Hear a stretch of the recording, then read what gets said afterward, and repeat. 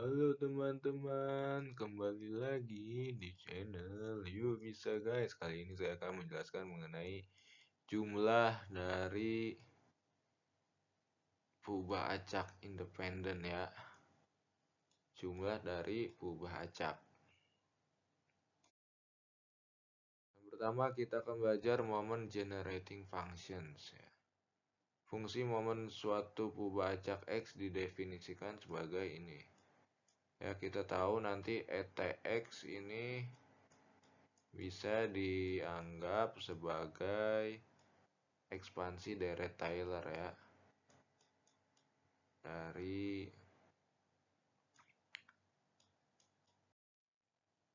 1 ditambah X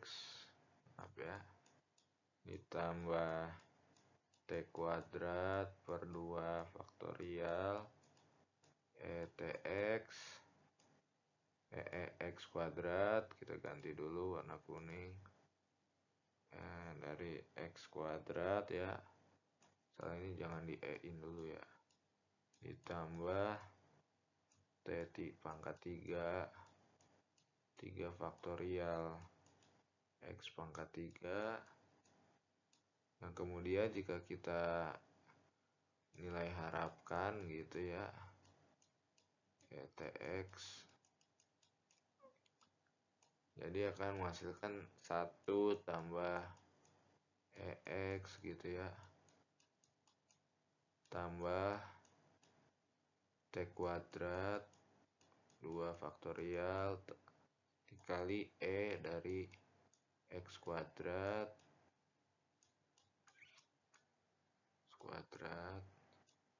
terus ditambah ada koefisien E dari X pangkat 3 dikali seterusnya ya.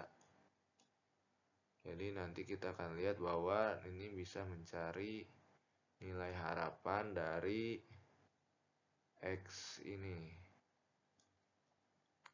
X pangkat K ya, dengan cara menurunkannya K kali gitu dan menganggap X-nya 0.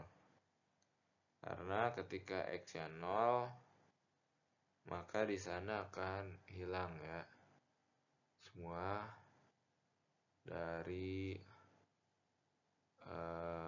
koefisien-koefisiennya itu dengan T0. Jadi kita akan lihat di sini T-nya adalah 0, di sini T-nya ya.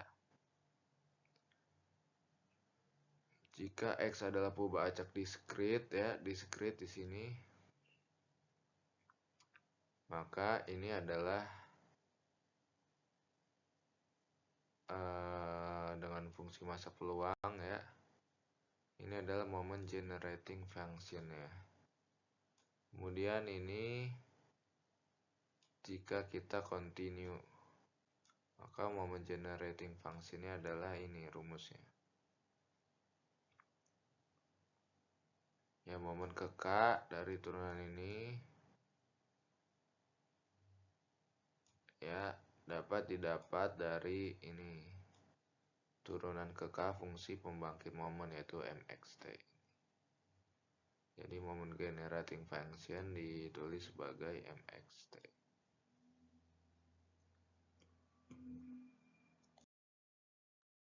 Nah, ini adalah moment generating function untuk pubah acak kasus khusus. Sini ada Bernoulli ya dengan parameter P binomial, ada Poisson, ada geometrik, ada binomial negatif, ada gamma, ada normal, ada seragam. Ya, kalau untuk nilai harapan pertama, maka kita akan lihat ini adalah turunan pertama ya dari X, T-nya 0 begitu. Ini adalah nilai harapan. Kemudian kita akan belajar probability generating function, yang mana fungsi ini adalah fungsi pembangkit peluang. Suatu pubah acak diskrit X didefinisikan sebagai seperti ini ya. Ini adalah fungsi pembangkit peluang. Karena fungsi pembangkit peluang ini nanti lebih jauh lagi kita pelajari, ini dapat membangkitkan peluang dari sebuah eksperimen ya, sehingga ini disebut fungsi pembangkit peluang. Dan ini adalah rumusnya dari fungsi pembangkit peluang. Salah satu persamaannya untuk S dalam R ya, sehingga nilai harapan di atas ada.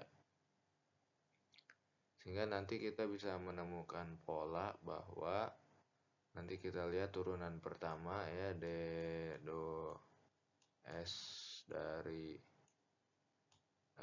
S pangkat X ya. Untuk S-nya nanti kita substitusikan dengan 1 ya. Dia akan menghasilkan ini, lalu do kuadrat dari do S kuadrat dari S pangkat X yang akan menghasilkan ini ya, jika kita substitusi S-nya sama dengan 1. Secara umum nanti kita akan mendapatkan persamaan ini dengan S sama dengan 1 ya. Dan turunan ke K. Oke. Ini adalah salah satu manfaat dari probability generating function. Sebenarnya ada manfaat lain, banyak manfaatnya, tapi kita hanya membahas ini.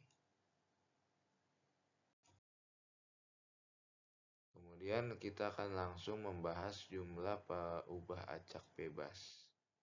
Ya, teorema jika X ini adalah n peubah acak dengan fungsi pembangkit momen ini,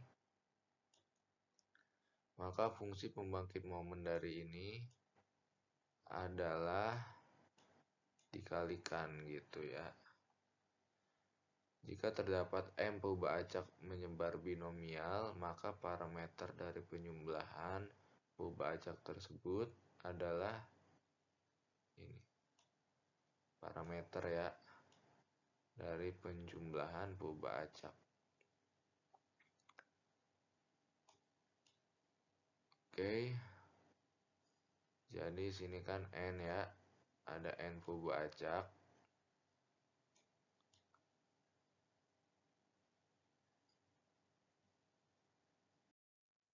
Kemudian jika terdapat M peubah acak menyebar Poisson, maka parameter dari penjumlahan peubah acak tersebut adalah ini. Parameter dari ini apa? Normal ya, normal. Adalah ada 2 parameternya. Normal dan N konstanta bilangan real. Dimana A ini konstanta ya, konstanta.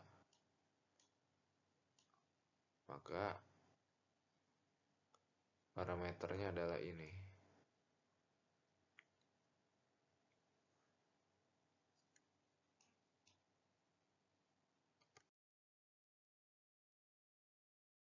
Kemudian kita akan belajar dari ini ya,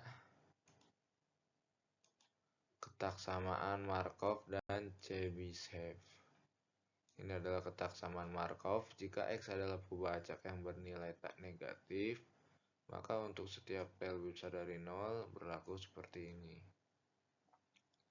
Sehingga nanti kalau kita kurangi ya, 1 dikurang P dari X lebih besar sama dengan T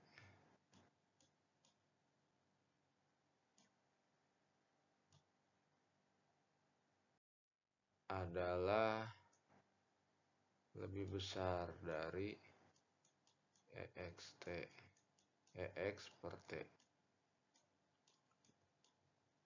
Ini ekuivalen lah ya, bisa dibilang. Kemudian ada ketaksamaan Chebyshev ya, jika X adalah peubah acak dengan nilai harapan mu, kemudian T lebih besar dari 0, maka berlaku seperti ini ya. Gitu. Jadi peluang dari X dikurang nilai harapannya lebih besar dari T akan lebih kecil dari varian X dibagi T kuadrat. Untuk bukti nanti boleh dicari sendiri ya buktinya. Tidak akan dibahas di sini. Oke, segitu saja dari saya. Semoga video ini bermanfaat. Jangan lupa komen, like, dan subscribe. Sekian dan terima kasih.